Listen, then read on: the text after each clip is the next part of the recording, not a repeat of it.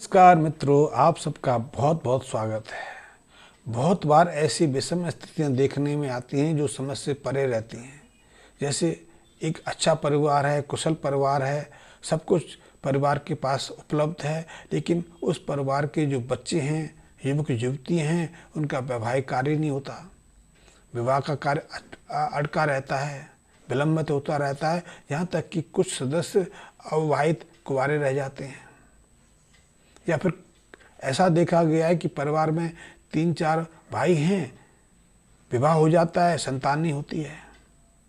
संतान के लिए बहुत प्रयास करते हैं, तो उसके बाद कोई संतान होती है तो वो या तो अपंग, अपूर्ण होती है, या गर्भ में ही गर्भपात हो जाता है, या संतान हो जाए तो संतान रोगी रहती है, निरोगी नहीं होती है, संतान अनुशासित नहीं होती है।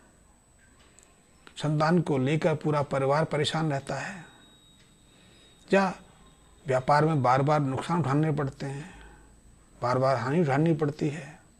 बेवजह परिवार में तनाव बना रहता है, कलह की स्थिति रहती है, परिवार के सदस्य बीमारी के से पीड़ित रहते हैं, कोई ना कोई घर परिवार में बीमारी रहता है, या फिर परिवार के ऊपर या परिवार की संपत्ति के ऊपर ही अनायास मुकदमेबाजी की स्थिति बन जाती है, पुलिस का कोई केस बन जाता है, झूठे लांछन लगते हैं, या कुछ और विषम स्थितियां बन जाती हैं। तो ऐसी सभी जो जटिल स्थितियां हैं, उनके पीछे कई कारण बताए जाते हैं, लेकिन एक और प्रमुख कारण होता है, वो कारण है प्रतिदोष का कारण। यदि परिवार में किसी व्यक्ति की मृत्यु हुई हो और उसकी अंत्येष्टि क्रिया हमने प्रथापूर्वक परंपरा के अनुसार ना निभाई हो, तो ऐसे परिवार के ऊपर पितरों का श्राप आ जाता है।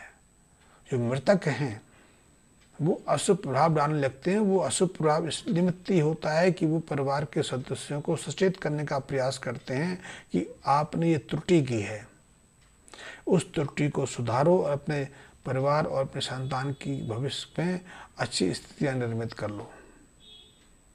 और ये स्थितियां निरंतर बढ़ती जा रही हैं। आज जो मैंने स्थितियां बताई हैं, उनकी संख्या निरंतर बढ़ रही है। इसीलिए हम देखते हैं कि श्राद्ध पक्ष में बहुत सारे लोग पितृश्राप से मुक्ति के लिए गया पहुंचते हैं, त्र्यंबकेश्वर पहुंचते हैं, हरिद्वार पहुंचते हैं, केदारनाथ, बद्रीनाथ पहुंचते हैं, विभिन्न स्थानों पहुंचते हैं, लेकिन उससे मुक्ति नहीं मिलती, क्योंकि मुक्ति मिलना इतना सहज नहीं है। मैंने तो ऐसे बहुत सारे लोगों को देखा है जो मृतक के शोक में कुछ घंटे व्यतीत करना भी पसंद नहीं करते। जिसके साथ हमने 50, 60, 70 साल का जीवन व्यतीत किया हो, मरने से पहले जो हमें अपने जीवन में स्थापित करके गया है, जो मकान दुकान बहुत कुछ हमारे लिए छोड़ के गया है, उसके निमित्त उसकी सुख संतृप्ति के लिए हम कुछ घंटे निकालने से भी अपने को रोकना प्रयास करते हैं, अंत्येष्टि की बात तो दूर। तो ऐसे में इस प्रतिदोष के कारण ऐसी विसंगतियां बन जाती हैं, जीवन में ऐसी विषम स्थितियां निर्मित हो जाती हैं, जिससे ना तो परिवार सुखी रहता है, ना परिवार में किसी तरह का मांगलिक कार्य हो पाता है। बहुत लोग हैं जिनके पास अपार धन संपदा होती है, संतान नहीं होती है। बहुत लोग ऐसे देखने में आते हैं। बहुत लोग ऐसे हैं जो धन तो अर्जित कर लेते हैं, लेकिन घर में पहुंचते ही उनसे वो किसी के साथ बैठ नहीं सकते, क्योंकि घर परिवार में सदस्य ही नहीं है। और ये प्रचलन तो आजकल बहुत तेजी से बढ़ रहा है। आप धन सहजता से कमा सकते हैं, मकान बनाना आपके लिए सहज हो गया है, आप दूसरे सुख साधन सहजता से प्राप्त कर सकते हैं, लेकिन सुख शांति संतुष्टि का बोध आप प्राप्त कर पाएँ, ये आपके हाथ में नहीं है। ऐसी विसंगत स्थितियां बनती चली जा रही हैं। तो ऐसी विसंग स्थितियों के पीछे भी एकमात्र कारण है कि हम अपने पितरों को वो सम्मान, वो आदर मान नहीं दे पा रहे हैं जो जिसके वो अधिकारी हैं। और इसी कारण हमारे जीवन में ऐसी असंतुष्टि की जो भावना बढ़ती जा रही है, बीमारियां बढ़ती जा रही हैं। बीमारियों का प्रचलन भी बढ़ने का एकमात्र कारण यही है। चाहे स्वास्थ्य विभाग क्या कहता है, स्वास्थ्य विशेषज्ञ क्या कंक्लूजन निकालते हैं, वो बात तो क्षणिक है, क्योंकि उनके पास किसी बात का कोई सॉल्यूशन, कोई समाधान नहीं। वो सिर्फ बीमार होने में आपकी चिकित्सा कर सकते हैं, आपको स्वास्थ्य नहीं दे सकते।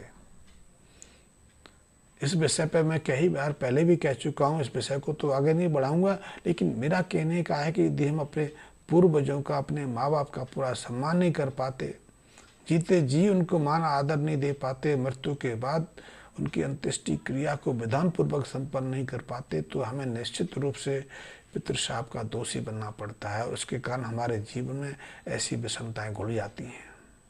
बहुत लोग हैं जो अकारण नौकरी से बेइज्जती करके अपमानित होकर निकाले जाते हैं, अच्छी जिंदगी जीते हैं, भौतिक सुख साधन अपार उनके पास होता है, लेकिन उनको एकाएक अकारण अपमानित होकर जेल में जिंदगी व्यतीत करनी पड़ती है, समाज के सामने अपमानित होना पड़ता है, अपने संतान के द्वारा भी स्वयं पीड़ित होना पड़ता है। ये समस्याएं निरंतर बढ़ रही हैं। तो यदि आपके जीवन में ऐसी विषमता हैं, ऐसी असंगतियां बनी हुई हैं, तो उसका एकमात्र समाधान है कि आप अपने पितृदोष से मुक्त हों।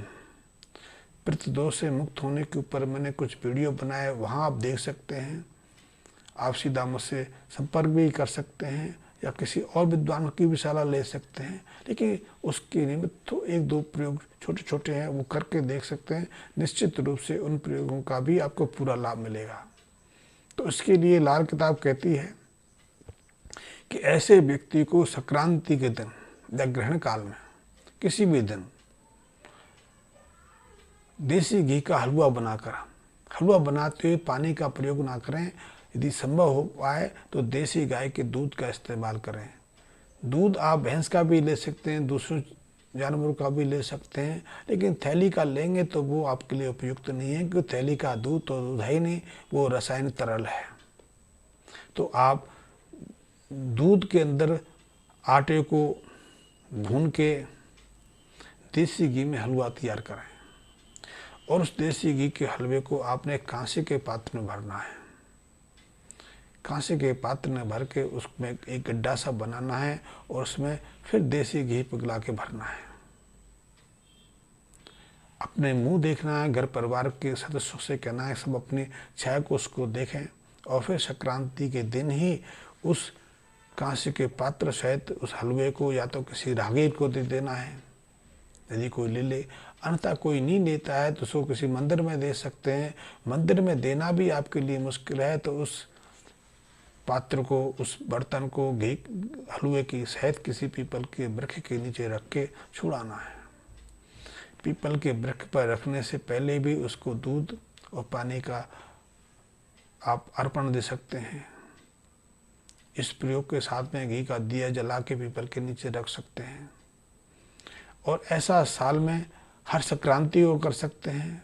यदि हर संक्रांति पे करना ये आपके लिए संभव ना हो पाए तो कम से कम पहले 5 संक्रांति से इसको उपाय को करके देखिए, आपको निश्चित लाभ होगा।